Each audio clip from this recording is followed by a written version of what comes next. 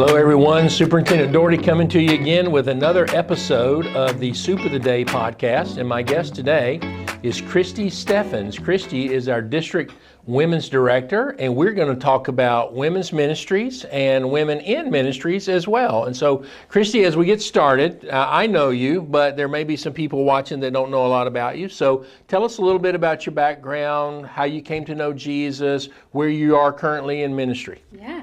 So, I grew up in the church and got saved at a really young age. And so I feel like I am a pew baby, if that is a term that we still use. I'm not sure. But so I grew up a part of the church, went to Southwestern, graduated in Waxahachie, Texas. Did you go to SAGU? I did not know that. Okay. I did. And so graduated. I've done ministry in the Midwest, in Ohio, and across the state. Some worked in both paraministry and church ministries for quite a few years now. I don't really want to say how many because that will date me. Yeah, let's not do that. No, we just started. Yeah. So I'm currently in Columbus, Georgia, serving underneath Pastor Paul, and just really love the team there. But my the thing I'm the most proud of is my 4 daughters.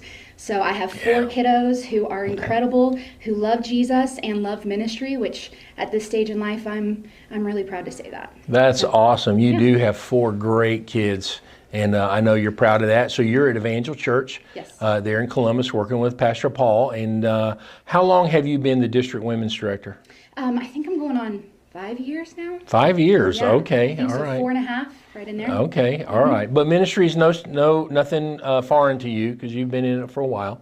And so we want to make sure that we are championing the ministry that you're doing and leading in our district. And you guys recently just did a missions trip to have the conference and whatnot that is going on. But I guess one of my first questions with you today is, in engaging women in ministry, leading that ministry, there commonly are barriers, roadblocks to helping launch them into ministry. What do you think some of those roadblocks are, and how can we kind of help deal with those? Yeah, so I think that it's twofold. There's external roadblocks and there's internal roadblocks. So to speak to kind of some of the internal roadblocks, and I can speak personally on some of them, and then I've talked to quite a few women who would probably express the same, is that as a kid, although I saw a lot of incredible leaders, I didn't see very many women in leadership.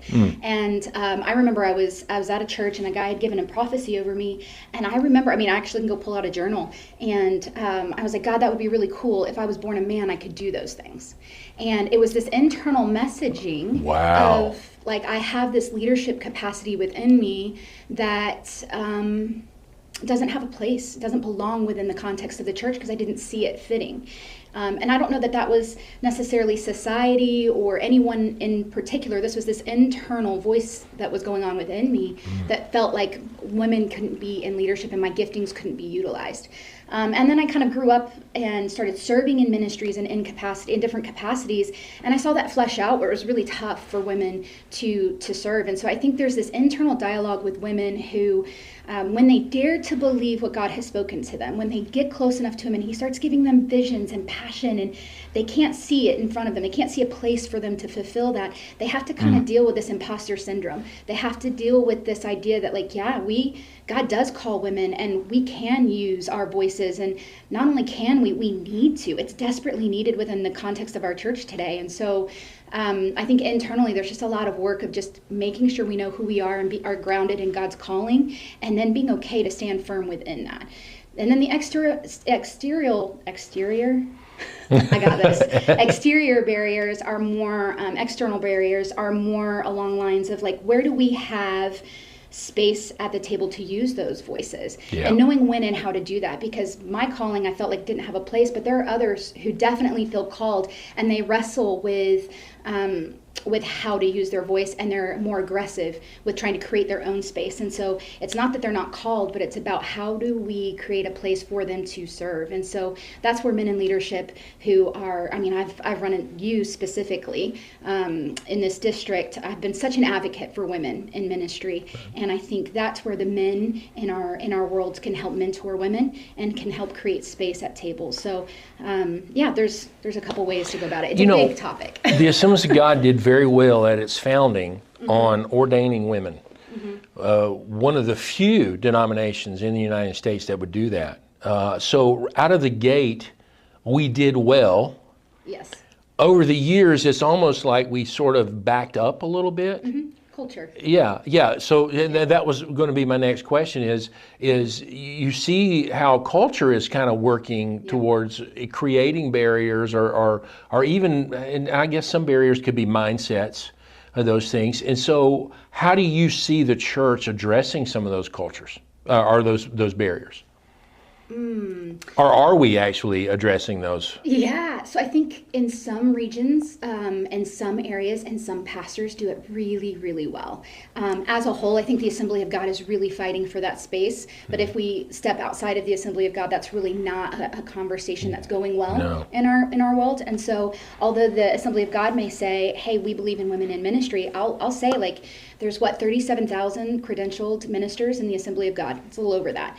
Of that, there's a little over 10,000 women who are credentialed. Of that, there's only 722 lead pastors that are women. Wow. So that's not because the Assembly of God or the leadership within our fellowship isn't advocating. I think that's a cultural statement, especially in the Deep South, where the culture itself is not quite ready for it. And so there's a conversation that has to happen more directly with our people in our churches, with our board members, with our leadership in the district and our pastors, that are not just, hey, we need to create space, but how do we advocate a little bit more?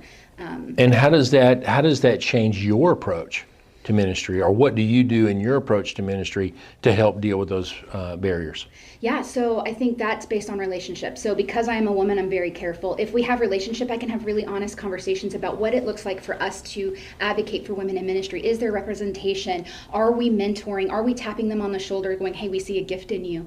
Are we, and as men in leadership, that can feel awkward because you're like, I don't really want to call that out in a woman. You're looking for another woman to call that out in a woman. But I think we're kind of past that in a sense that organizationally and professionally, if a man sees a gifting in a woman, they need to find a way to say it. Yeah. It's not awkward. It can be empowering in ways that we can't even imagine. Certainly. I think your voice in my life has been empowering in ways. And so I think, I think that it's vital. The way that I approach it personally is twofold. I never want to be that girl. And we know what that means. So if I have relationship, I'll speak to it. And if not, I wait for them to ask the question. Okay. And so, yeah. And so I'm a dad of daughters. Right. So you've got 4, I only have 3. But one of them, the oldest, is currently in full-time vocational ministry. And I've encouraged that in her with the affirmation side of things. And in her current ministry posting, the church there is very friendly to the idea. I will say that culturally, not every church is open to that. Correct. And I think time is on our side too, that as we in the Assemblies of God, especially those in our positions of leadership, of more of a platform to speak to those things, we can help kind of speak to the unspoken barrier. Right. You know, we all know that the barrier is there. We just Right. really haven't talked about it a lot. Yeah. And seeing those improvements. And so how can we intentionally identify, like let's say you're speaking to superintendents, or because we don't have a lot of, people think that superintendents have all this. We're not, we don't have a lot. But Right. what we can do is platform things. Right. And so how can we, in the positions of leadership, men specifically, help platform those things? Oh man, it's different, on a superintendent level and on a district level than it is on a local church context level. So Okay. I would say on a local church context level, you can see, you can identify who has influence in the way that they represent themselves within relationship and you can tap them on the shoulder and help them start seeing things in themselves that they don't see, and equipping them and helping them, challenging them to go deeper. In a local context, I think it's a little bit easier than on these district level or on this level, because it's a little harder to see what they're doing in their everyday. But I would say consistency, heart is everything for me. I can sit and talk to a woman and in 30 minutes see if they're pursuing a platform or if their heart is burdened for a thing. And so I think that's really important. Oh, wait, back up on that for just a minute. So I want you to unpack that a little bit. Pursuing a platform versus a heart for a particular thing. Yes. Unpack that a little bit for me. So I believe that each one of us have a calling and a purpose. No matter what role God has us in, right? We have a burden that's uniquely ours. And so I think that every person and every leader, every pastor, in every position has a burden. And I always want to know, what's your burden? If your burden is to speak, I'm less interested in platforming you because you want to hear the sound of your own voice. If your burden is because you see broken in people, or because you have a heart for a particular group, or because God's passioned you with a certain message that is timely for this group, then I'm more apt to utilize you. Because I feel like, especially in women's ministry, there's had to be this elbowing out for women to have a space at the table. And so there are some of us who have a little bit of a chip on our shoulder, and I have to say rightfully so, because they've been misused and damaged. But I'm very protective of the space that I'm creating now, and I think that all superintendents and leaders should be very protective of the space, that when we platform people, it's because they have a burden, not because they're gifted to speak. It's because God's placed something in their heart that needs to be shared. So that is profound. Thank you, Kristi.